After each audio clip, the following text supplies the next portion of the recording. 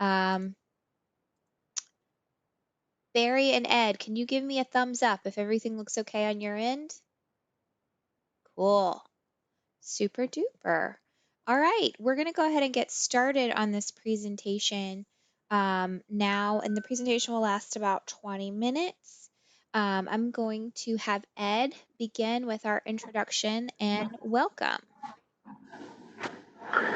Thank you, everybody. I hope you're all staying safe and dry and healthy. I want to introduce Mitch Menchaca, who's the Executive Director of the Phoenix Office of Arts and Culture, for a few happy words to start us off. Mitch, it's all yours. Well, thanks, Ed, Katie, and the whole Public Art team. This is exciting to have the Public Art 101 digital classroom. We're really excited for this program. We were hoping to create this four-part program. We thought about in person, but obviously with everything going on, digital is the world. So thank you for joining us this morning. I am new to the Office of Arts and Culture, newish, 18 months. And I'm excited about this because even though I've worked in arts and culture for a while, the demystification of public art, especially at the city of Phoenix, I am still learning the ins and outs. So I will be learning along with you. And we are in the really great, capable hands of the public art team, one of the best public art programs in the nation. And so I just wanted to say thank you for joining us and look forward to the next 4 weeks. Turn it over to you, Ed. Thanks so much, Mitch. Let me just quickly introduce everybody. Obviously, I'm Ed Lebo. I'm Public Art Program Director and have been doing this since about 2005. And my history with the program goes back deeper. But I wanted to also introduce Katie Stiegel. She's the project manager there at the airport, it appears. And she'll be running us through the Public Art 101. Those of you who may have attended the Public Art 101 in person last fall, you'll find this material familiar, but she's done the yeoman's job of pulling it all together and breaking it down into 4 parts. I also wanted to introduce Barry Sparkman. Barry, if you'll wave there. Barry's going to be gathering any questions you may have in the little chat box area. So he'll be the guy who'll summarize all these when we get to the questions portion of this. Doug Oland, or if you're out there as well, Doug is just within the last month, our new collections manager. He's in charge of the care and feeding of our entire collection of almost 200 major projects all the way around the city, and then portable works collection of about 1,200 works that hang on walls throughout city facilities. So welcome, Doug. And Elizabeth Grajales, the senior project manager. She is on the phone with us, but welcome, Elizabeth. All of us are here to help you understand the program, but also answer any questions beyond today's presentation. As Mitch mentioned, this is the first of 4, I would say, physically distanced, but socially close and safe public art webinars. They will cover several different topics, as you can see there. Today's is all about applications and the selection process. And then on August 13th, we'll talk about contracts. August 20th, design. And then August 27th, construction and fabrication portion of these things. We also fully anticipate to be offering more webinars into September, October that really gets into the nitty-gritty of how to develop projects and take them from paper or your studio work into digital files that are often used to fabricate large-scale projects. I would point to, if you want to know more about these or you haven't signed up for the future webinars, just go to phoenix.gov/arts and you'll find a nice big entry area there where you can register and do that. And then just as today, as we head toward those other events, on the morning of those events, you'll receive a link to be able to sign in and be involved in this. As I mentioned, all questions through chat. And also, if you know of friends or colleagues who haven't been able to attend today, these are being recorded, and we will do our best to summarize these and get these up online so that in the future, you can refer to these again and again and have your friends do the same as well. So with that, Katie, I'd like to turn it over to you to walk through just what the application process is, what the selection process is for those of people who are applying, and then we'll take questions after the presentation is over. Thanks so much for joining us this morning, folks. Okay, great. Can I get a thumbs up from a Barry or an Ed? If you guys can hear me. Okay, awesome. Thank you for joining us. As Ed said, I am Katie Stegall, and this session is our first session of 4, and we're going to focus this time on the public art selection process. We're just getting started on our first slide in the presentation. I'm going to ask if all of you who are joining in on the call could mute themselves. I'm going to mute you if you are not able to mute yourself. I'm going to mute everyone during the presentation, and then afterwards we will unmute as needed during the Q&A session. If you have questions, please type them into the chat box. Okay. We're focusing today on the public art selection process and how to apply to a public art RFQ based on the City of Phoenix Public Art Program. Moving on. I want to give you a little bit of a background to our program first. As Ed mentioned, or as Mitch mentioned, the City of Phoenix Public Art Program is one of the best funded and oldest public art programs in the country. And the best way to see that is through the numbers. The program was established in 1986, and it is funded through a 1% of Phoenix's capital improvement budget program. This money comes from voter-approved bonds, enterprise funds, and other capital sources. We have about 200 completed permanent projects and 35 projects currently underway, which are guided by a public art master plan. We have worked with over 230 different artists since 1986, and 155 of those artists are from Arizona. So that's about 58% based on our current data. And we want to encourage Arizona artists to apply for these projects. It's really important that we have a balance of artists from outside the area and inside the area who are local. That's important to the development and the maintenance of our program. Okay, our public art collection falls into 4 main categories: design team, site-specific commission, temporary, and portable works. So the portable works is in addition to the big outside sculptures and bridges. We also have a collection of over 1,000 pieces of works that are displayed in City Hall and other city buildings throughout the city, libraries and such. The primary type of art we're going to talk about today are design team and site-specific commission projects and how to apply for those. Temporary projects can sometimes be a little bit different, but the application process still applies. And then portable works is more like a museum sort of collection.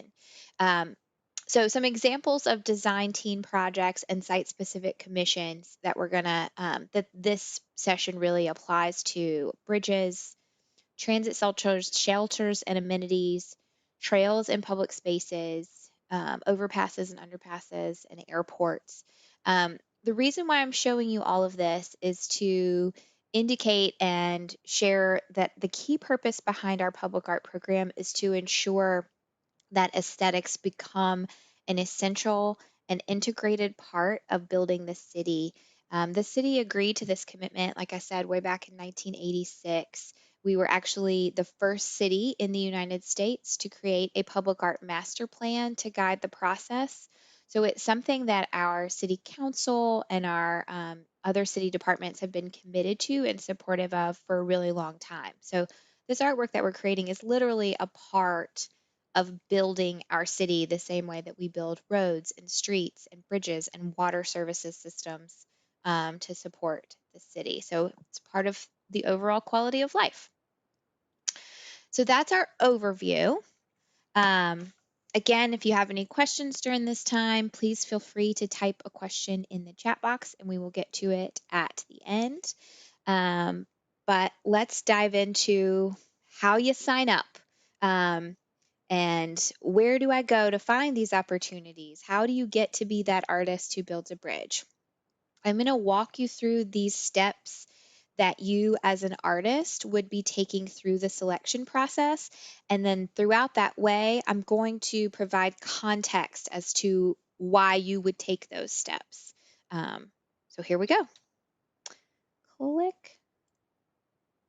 Okay, let's start with where to find public art opportunities.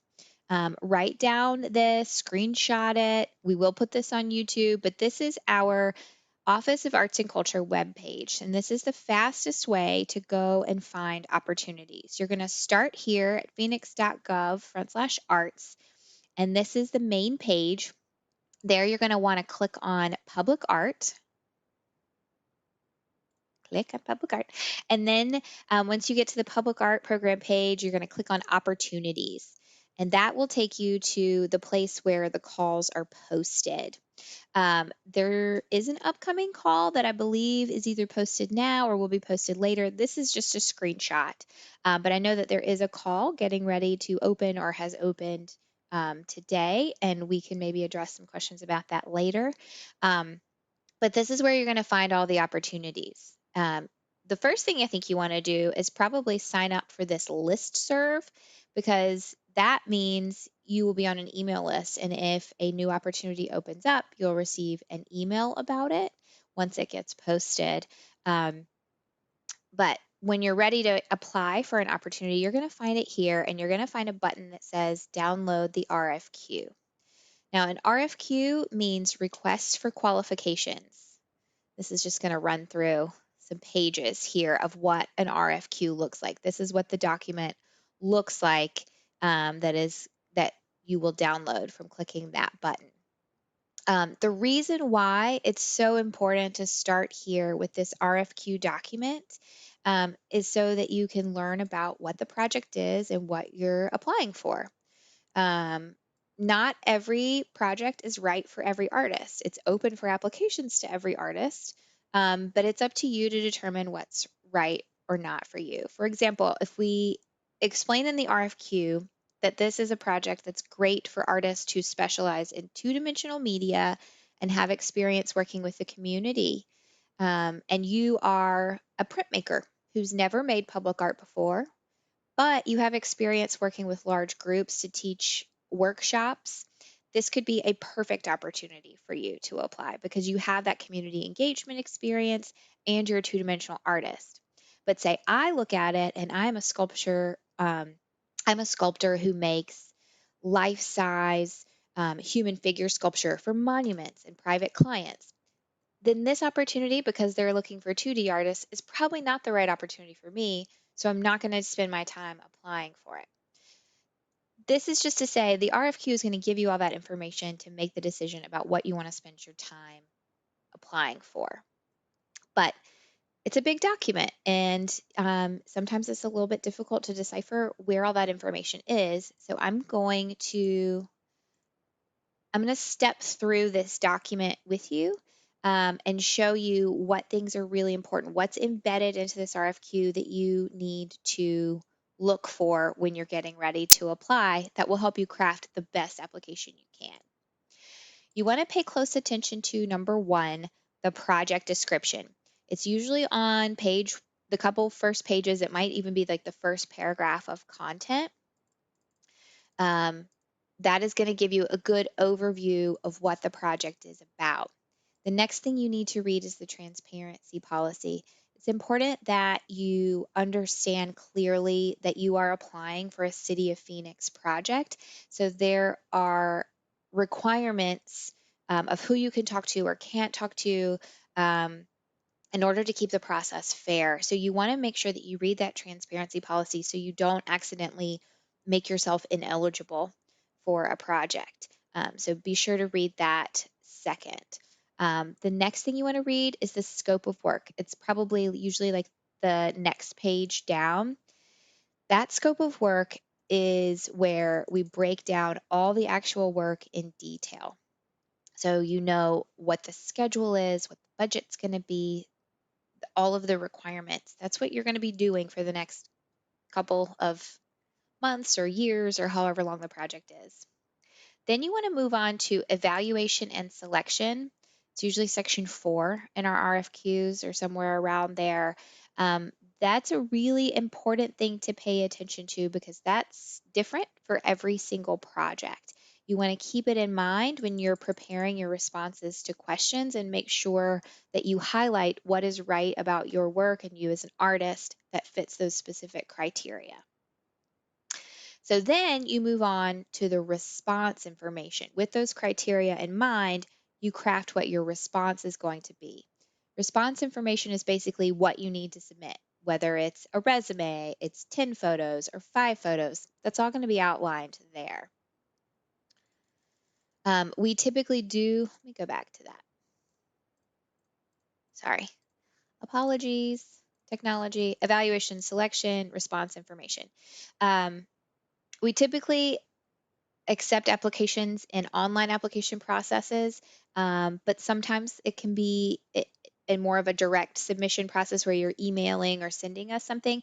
That's all going to be outlined here, actually, how you apply. So we'll get to more detail on that in a second. Um, and I'll show you that website that we usually accept applications in. Okay, you also want to be aware of the terms and conditions of a call. Okay, this will ultimately become the terms and conditions in your contract if you are selected as the artist. So you get an idea of what the requirements are going to be within your contract for you as an artist. And also insurance. Take a close look at the insurance because sometimes particular projects or going under contract with the city will require that you have a higher liability coverage in your current policy. Um, Typically, your budgets account for that, but it's good to have an understanding of what that's going to be coming up in the future if you are selected as the artist. Okay, now how do you apply? They're typically we do two ways, either a direct application process through this callforentry.org or CAFE, we call it for short, or through an email submission. So you check the RFQ for what that particular call is asking you to do. For the moment, we're going to focus on call for entry because I want to point out to you that not only is this an application portal for our particular projects, but it also has projects listing. Dang it. It also has projects listed for all over the country. So it's a really, really good resource. Sorry, I keep bumping this. It's a really good resource for you as an artist if you're interested in looking for other opportunities throughout the country. There is a YouTube video on our Office of Arts and Culture YouTube page. That has a step-by-step tutorial for how to set up a CAFE account and how to look for calls and how to apply for calls through CAFE. So I want to encourage you to take a look at that YouTube video if you're going to do a CAFE application for the first time. Um, it's just a little demonstration there. Once we post this webinar or this workshop on our YouTube page, I'll link to that other video as well. Um, yeah, I'm going to keep rolling through the slides now at this point. It's just a reminder if you have any questions, keep typing them in the chat box. We're going to track them and take care of them at the end. All right, next steps. You've read the RFQ.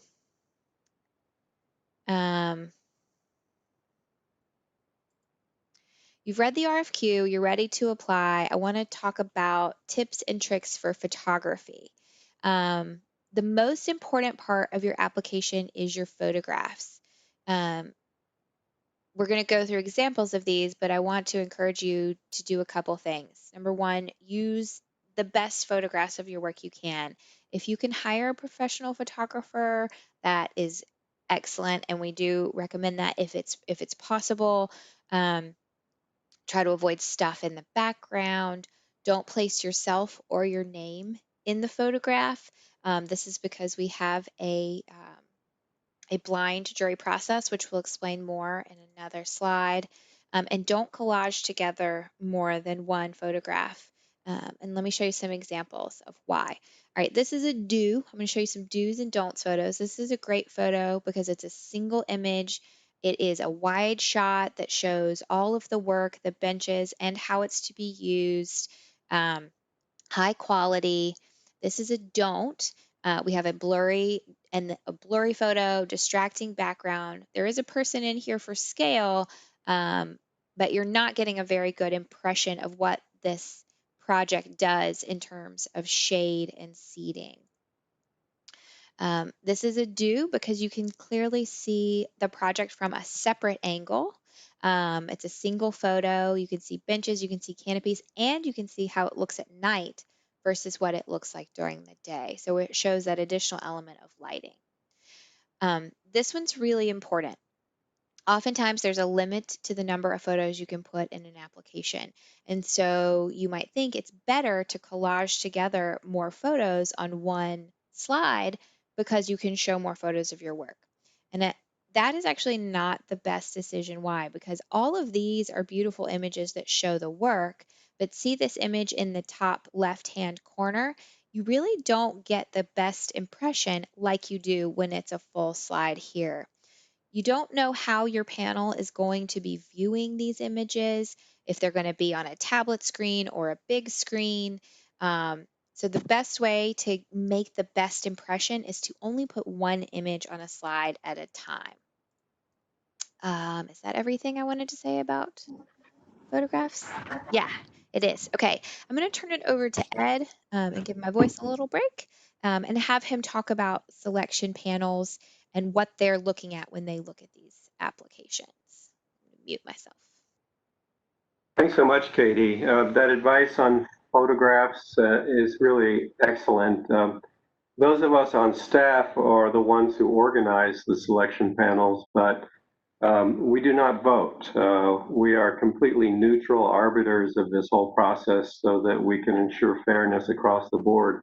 What Katie just mentioned about photographs is really important because we all, as artists, think that the more information we provide in an image, the better off we are. But having sat through many, many panels over the years, the first question that always comes up when people see multiple images on a screen is, what is that and how does that relate to the other images on there? And then it leads to questions about, what are we looking at? And you want to make sure that you keep the focus of every panel on the work itself and the beauty of the work that you're bringing to the table. So when we organize selection panels, we often think that the job is the boss, in the sense that whatever new project we have has sort of certain constraints and needs, and those constraints and needs guide us in determining what kind of panelists would provide the wisest recommendations for artists. For instance, if we have a project that we know is going to involve a lot of landscape integration, then we're going to want to find an arts professional or design professional who really has a superb knowledge of landscape design. And so you see on the left, the voting panel members include arts professionals. That could mean artists or curators or public art administrators and other administrators. But all of our panels also include community members. We care very much about making sure that communities and neighborhoods are involved in the process because they bring in expertise to the panel that the artists and arts professionals may not have. And it's the expertise of knowing how the neighborhood is, what the neighborhood is interested in seeing, and also what some of the issues and challenges or opportunities may be in the neighborhoods. And as I think Katie has mentioned, all of our projects are unique and all of our neighborhoods in the city are unique. And so these panels are an opportunity to discuss that uniqueness and make sure that's part of the focus of selecting artists. All of our panels also are required to include one representative from the funding department that is sponsoring the project.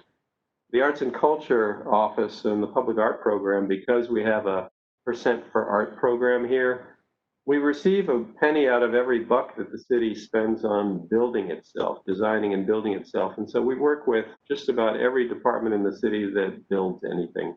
So we include a representative from that department.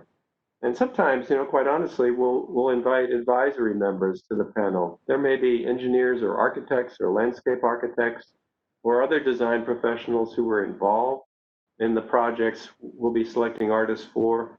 And it's been a great help over the years to have them sitting in the room and offer their insights about the nature of the project that we're selecting artists for. And often, quite honestly, we find that community members and arts professionals will be asking the engineers and architects about the detailed nature of some aspects of the project. And that really helps to focus their view on selection and which artists might be the best for the project. We'll go on to the next slide here.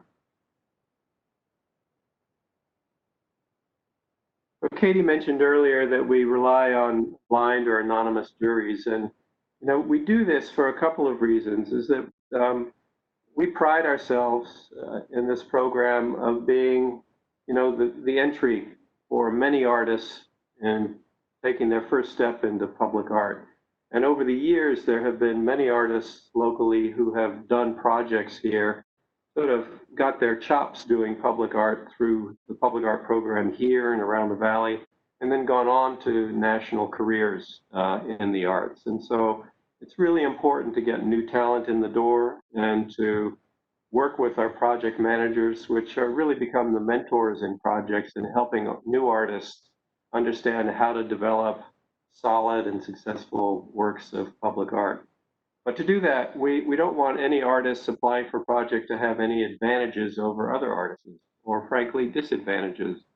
We don't want panelists knowing that here's a famous artist, maybe we should give them greater consideration, or here's an artist who has never done anything in public art before, and maybe that should be part of our discussion. The thing that we want to keep the panelists focused on are the merits of your application as an artist and the quality of the work that you provide. And so it's really important when you see in the application to not put your name on slides. That's the reason for it. We want to make sure that everybody comes in the door and with no names, and we just focus on the work and the talent that you bring to the job. And so all those photographs that Katie showed you, it's really vital to not have your name or any other identifying aspects on those photographs. As mentioned, we jury anonymously to bolster the fairness of this. And I've already said how important it is to keep your name anonymous. And it's been a process that I think has worked to the benefit of new artists who have never had opportunities before. For instance, all of the artists that are doing SkyTrain projects now are artists who have never done any projects on that scale or on that size. And they all came out of studio experiences, and it was their work in the studio that convinced panelists that they should be given the opportunity to carry out these major permanent projects for us.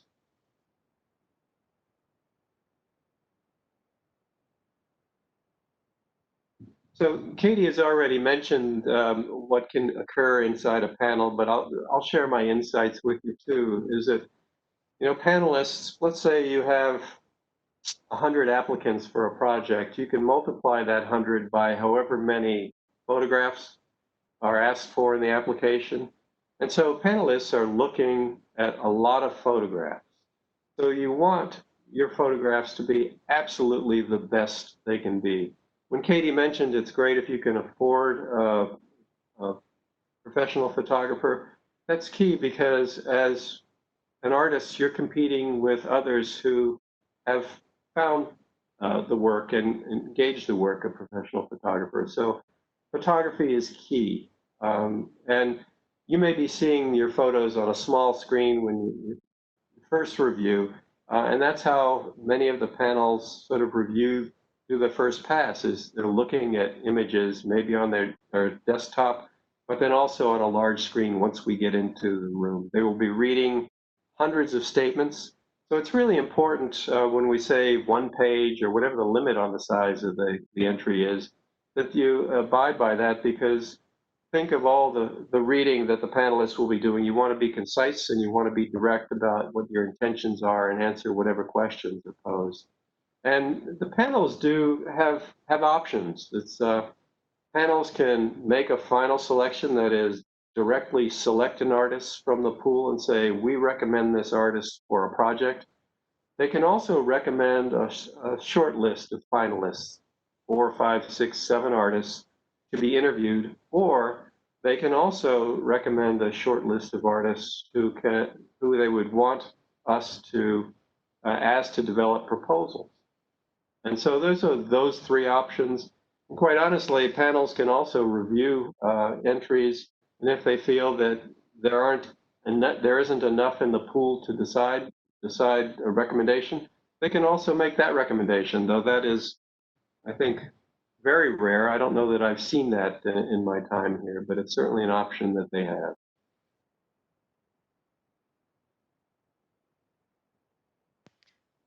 Okay. I'll turn it back to Katie at this point, and she can talk a little bit about proposals, because when we ask you to do proposals, we don't ask you to do them free. Yeah. Okay, so I'm going to quickly run through proposals and show you an example of an artist who has given a proposal example in the past. But let's say you're selected as a finalist. At this point, there are usually 3 to 6 finalists who are doing the same thing. And the staff who's managing this project is going to work with you to make sure that you have the requirements that you need to prepare this proposal. So everyone's preparing based on the exact same requirements. At this point, if this happens, we will compensate you with a stipend because we feel that it is unfair to ask artists to develop an idea without compensation. That's why we do an RFQ, or request for qualifications, application process that is always free, rather than a request for proposals, which would require you to develop a proposal without us being able to compensate you for anything. We want to make sure that once you get to that point, we're able to use the some of the project money that we have to pay for those proposals, and they belong to you.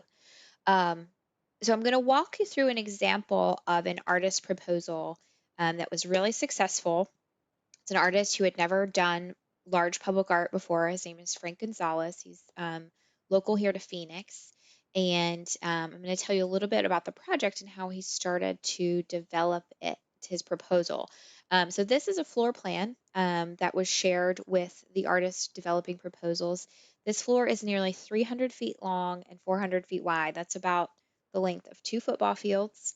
Um, it's a very big project. I'll show you some examples of existing ones. This was by Fausto Fernandez, also an artist who had never created public art before. He's a painter, also local to Phoenix.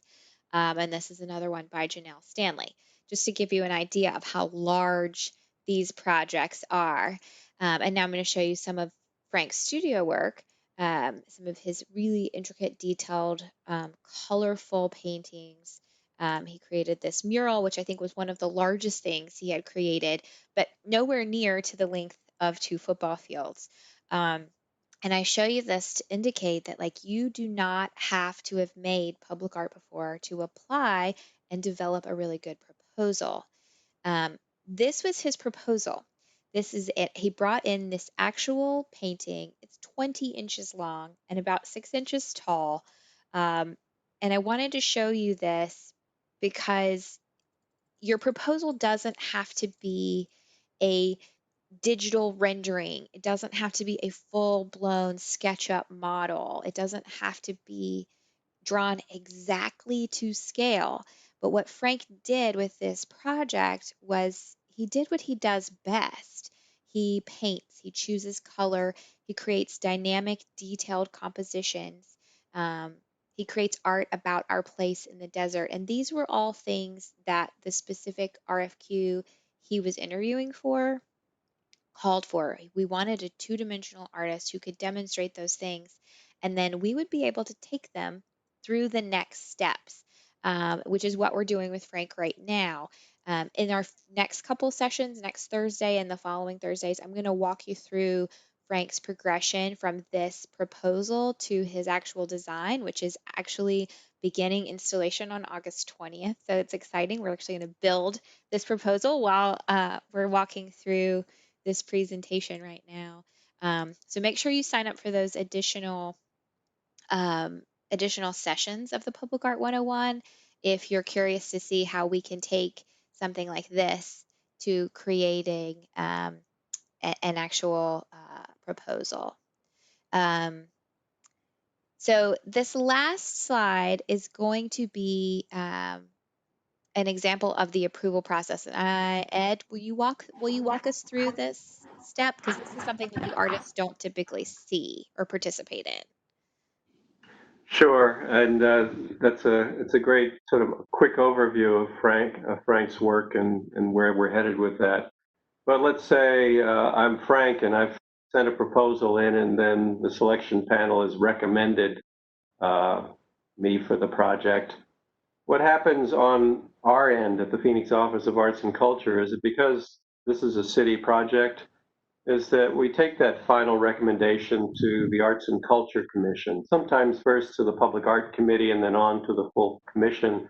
And that's where we, as the project managers, come in. We present those proposals, share them with the commission, ask or answer any questions that the commissioners might have. And the commissioners are volunteers, citizens who are appointed by the mayor, representing all council districts of the city. And then if the commission approves the recommendations, we take those on to the full city council, often a city council subcommittee, and then the full city council. And as part of that, it would be a proposal for a certain amount of money to get you or me as Frank or Sally or someone else under contract to begin carrying out the project. So that's on the bureaucratic side. Those are the steps we take the project through. You as artists typically are not involved in that. That's something, as I said, that we as staff take care of to complete the process of getting you in the mix.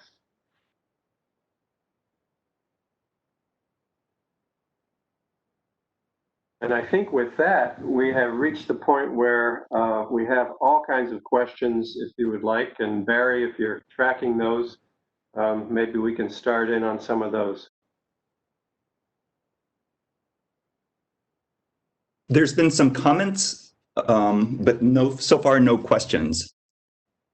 It seems that people were happy to see an example of an artist's work go through this process. You know, the one thing that I can mention is that this example of taking artists through the process is something you're going to see a lot more of in the webinars to come. I mean, there'll be the discussion of contracts, which will be helpful, but also when we get into the design and then the fabrication and construction webinars, that's where Katie and staff are really going to drill down into some examples of projects. And I can tell you that Barry is working with Bill Dambrova, who is an artist who has just completed the installation of the terrazzo floor at the rental car center. It's the final stop on the SkyTrain. And in that workshop, Bill and Barry are going to go through really a very detailed explanation of how you take the kind of design that Frank presented and Katie just showed and turn that into the digital files and every step along the way that was necessary to make that happen. So if you're interested in that detail, please sign up for the future webinars because they're going to walk you through all of that good stuff. Any other thoughts there, Katie, or any other questions? Yeah, I don't see any more questions in the chat box right now. But if anyone who was on this call today has some feedback for us for how we can improve in the next coming weeks, you all have my email address because I sent out um, the link for this morning. So please feel free to email me if you have any questions about improving the comments process or the steps that we've taken to give the presentation and try to make that work for everyone. I'm happy to help troubleshoot so that the next one is even better than this one. The other thing I would say is that if you have thoughts about content for future webinars, online workshops of any kind, things you're curious about, want to know more about, shoot those to us as well, because we can certainly try and work within our office, but also with our partners around the valley and state to provide webinars that address those kinds of things that you're interested in. So we sort of see this as the first of an ongoing online discussion, and we would welcome your ideas going forward.